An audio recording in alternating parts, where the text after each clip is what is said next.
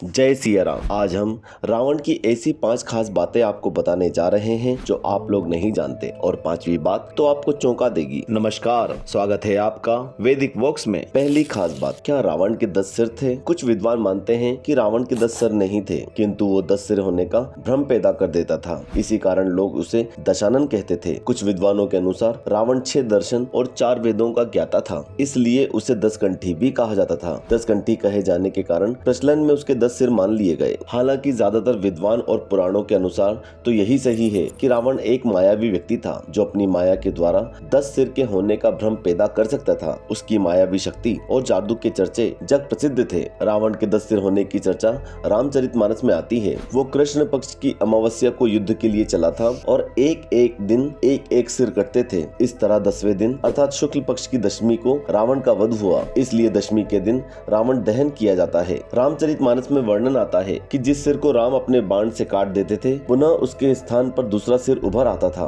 विचार करने की बात है कि क्या एक अंग के कट जाने पर वहां पुनः नया अंग उत्पन्न हो सकता है। वस्तुतः रावण के ये सिर नकली थे और आसुरी माया से बने हुए थे। रावण अनेक प्रकार के इंद्रजाल यानी कि जादू जानता था, तो रावण के 10 सिर और 20 हाथों को भी मायावी या नकली ही माना जा सकता है। दूसरी खास बात, क्या वाकई रावण की नाभि में जीवन था?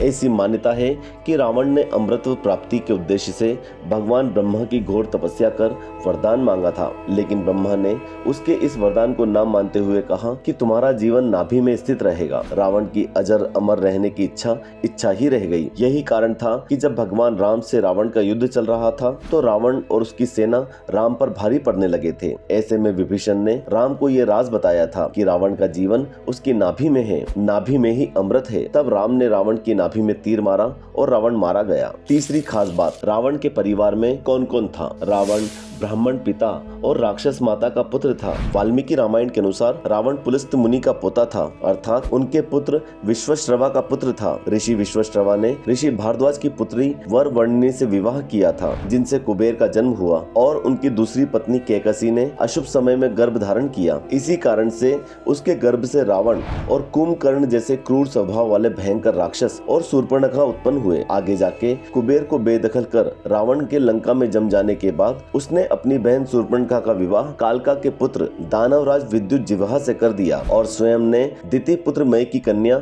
मंदोदरी से विवाह किया, जो हेमा नाम की अप्सरा के गर्भ से उत्पन्न हुई थी। कहते हैं मंदोदरी राजस्थान के जोधपुर के निकट मंडोर की थी और विरोचन कुमार बलि की पुत्री वज्रज्वला से कुंभकर्ण का और गंधर्वराज महात्मा शैलुष की कन्या शर्मा से विभीषण का विवाह हुआ था। कुछ समय बाद मंदोदरी ने मेघनाथ को जन्म दिया, जो इंद्र को परास्त कर संसार में इंद्रजीत के नाम से प्रसिद्ध हुआ। मेघनाथ के अलावा मंदोदरी और रावण के पुत्र थे महोदर, प्रहस्त, विरूपाक्ष, भिकमवीर। मान्यता है कि राम रावण के युद्ध में एकमात्र विभीषण को छोड़कर उसके पूरे कुल का नाश हो गया था। चौथी खास बात, रावण का राज्य कहां तक फैला हुआ था? रावण ने सुंबा और बाली द्वीप को जीतकर अपने शासन का विस्तार करते हुए अंग द्वीप, मलय द्वीप, वराह द्वीप, शंख द्वीप, कुश द्वीप, यव द्वीप और आंध्रालय पर विजय प्राप्त की थी। इसके बाद रावण ने लंका को अपना लक्ष्य बनाया। आज के युग के अनुसार रावण का विस्तार इंडोनेशिया, मलेशिया, बर्मा और दक्षिण भारत के कुछ राज्य